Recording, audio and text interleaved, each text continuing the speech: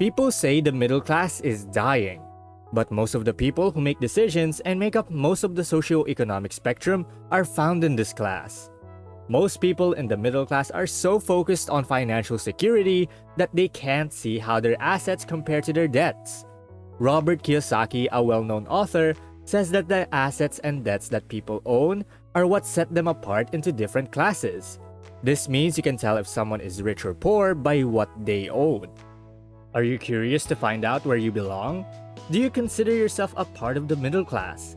In this video, we'll take you to the 8 money-draining liabilities the middle class thinks are assets. If you're new to the channel, hit the subscribe button and that little notification bell icon so that you don't miss out on any of our video updates. Plus, it helps us spread the Thrive Wise love to help more people thrive wisely. Now, let's begin. Number 1.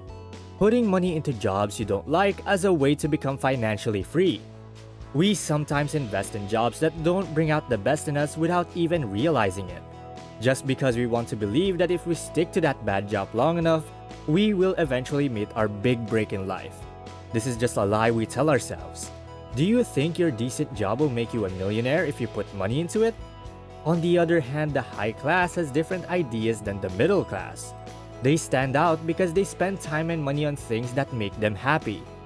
Hadas Wise, an anthropologist, thinks that the rich keep getting richer because of how they think. When you invest in your skills, hobbies, and other things you like to do, you can get a lot out of it. As long as you have a good plan and know how to manage your money, nothing is impossible. We have to get rid of the poor man's mentality that makes us think that a safe job from 8 AM to 5 PM will make us rich. Let's go out and try to make our dreams come true. Once you are no longer a slave to your job, nothing is out of reach. So don't be afraid to put it all on the line to get ahead, because you would never know what will happen. Number 2. Your biggest debt is your house. Most of us think that being rich is having a big house and driving around in a fancy car. In reality, owning a home might not be an asset but rather a liability. People have said that the famous Rich Dad Poor Dad book is an amazing financial encyclopedia that has predicted the success of many hardworking entrepreneurs. In this book, you'll learn that unlike most people, the wealthy have kept the habit of separating their assets from their debts. Things like cars, homes, and TVs fall into the category of liabilities, since they don't give you any money but instead take it out of your pocket. When you know how to run your household finances like a business, you are less likely to make mistakes that most people in the middle class do. We should invest more in our financial knowledge and money in general to avoid getting into these kinds of situations. If you want to buy your dream home, don't forget to talk to qualified financial advisors. They can give you a better idea of what liabilities and assets are smart and reasonable. We sometimes make these mistakes because we don't pay attention. Before making a decision like this, a smart man will always find out more about it. Only a fool thinks he knows how to solve every problem. Number 3.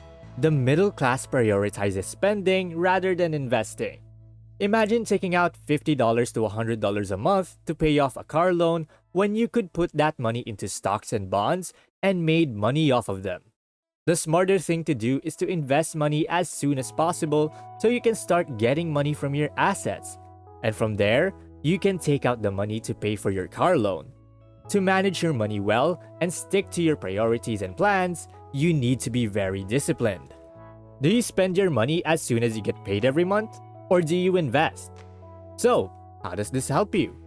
After experts looked at how we spend our money, they found that people who invest their money first have a higher chance of passing it on to their children. The key is to keep at it, because investments made little by little adds up to something useful at the end of the day. Most people who choose to spend first become slaves to their work because they need to work to meet their constant needs. How you spend and invest your money is a big part of how you move up in the social ladder.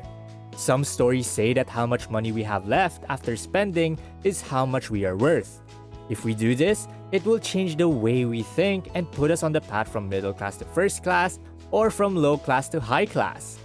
The trick is to spend after you've already put your money into something. It might be a while before you start to see the results, but in the end, you'll see that the tip really works. Number 4. Having a formal education. Have you ever wondered why some A students work for C students? It's scary how much the middle class cares about education. Maybe because they think how much money they spend on formal education will determine how much money they have.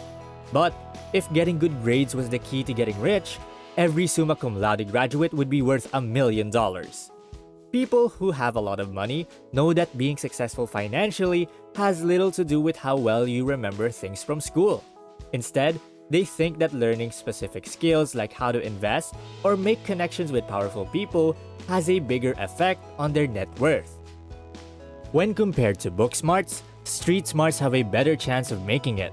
School is designed to get you ready for a 9-to-5 job, but general knowledge gives you the tools you need to face the world and learn about different parts of life. Look at some of the world's richest people if you don't believe me. They haven't learned much in school. Most of them dropped out of college to follow their dreams instead of spending years there. Steve Jobs, who designed Apple, and Michael Dell, who is the CEO of Dell Technologies, are both great examples. Universities are becoming less important every day, so instead of taking out huge student loans that you can't pay back, you might want to take an online course in your field of interest to improve your skills in that area. Bill Gates has said that reading a book a year is a big reason why he has been so successful, so don't be afraid to figure things out on your own. Okay, we're about halfway through this video, so I'd like you to help me in some way. Immediately pause this video and please do give me a huge favor by clicking like, and if you're new to the channel, kindly click the subscribe button. If you did, you're great, and we really appreciate your help. Rest assured, we'll bring you some more videos that will help you thrive wisely. And going back. Number 5. Getting rich is not a matter of choice, but of luck. Most people think that getting rich is a matter of luck and chance, so it limits not only how they think, but also how well they do in general. From their own experience, many people in the middle class say that their wealth comes from their job, their home, or their formal education. This way of thinking won't get us anywhere in the business world and would keep us in the middle class for the rest of our lives. Once you can't break the stigma and change the way you think, you're doomed and will only be able to think about how lucky people in higher classes are. Once you accept that you are in charge of your own life, you are one step closer to being financially free. You just need to find a need and fill it, and you'll be a millionaire in no time. Before you do anything though, you have to be able to convince your mind that it's a good idea. You get what you think about, so it's important to stay positive all the time. Instead of think about new ways to save money on groceries and other monthly costs, try coming up with new ideas that could fill a need in the business world. Number 6. The more money someone has, the worse they are. The middle class is always held hostage by the idea that money is the root of all evil. The common belief that the more money you have, the more problems you'll have is not true.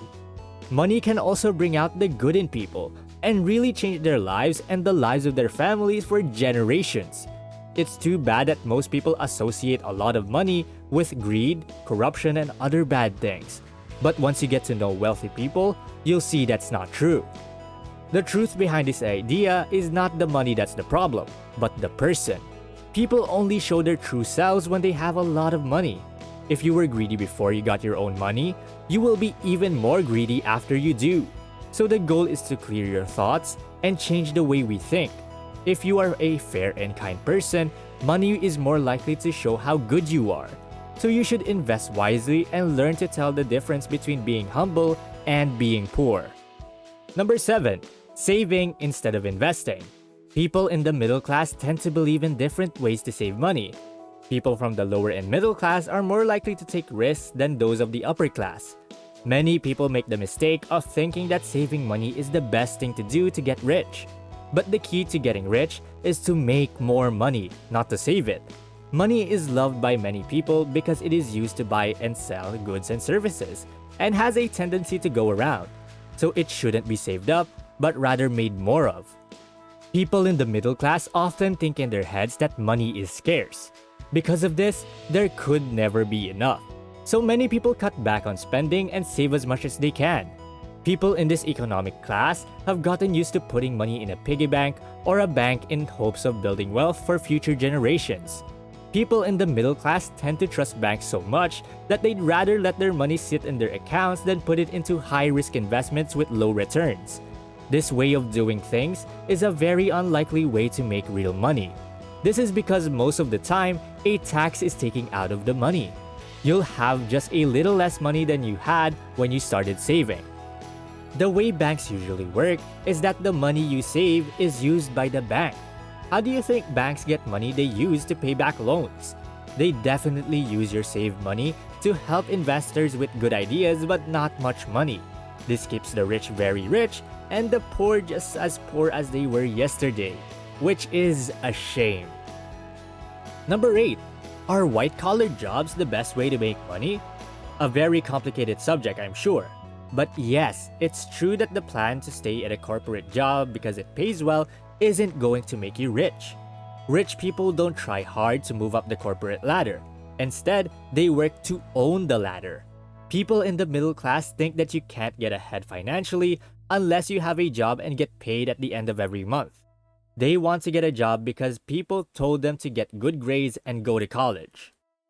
Instead, the rich try to start businesses that will eventually hire people from the middle class.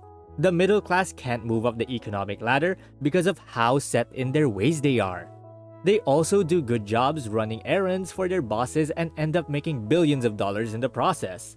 No matter how big your paycheck is at the end of the month, your boss probably only lost a small percentage of his billions to pay you that much.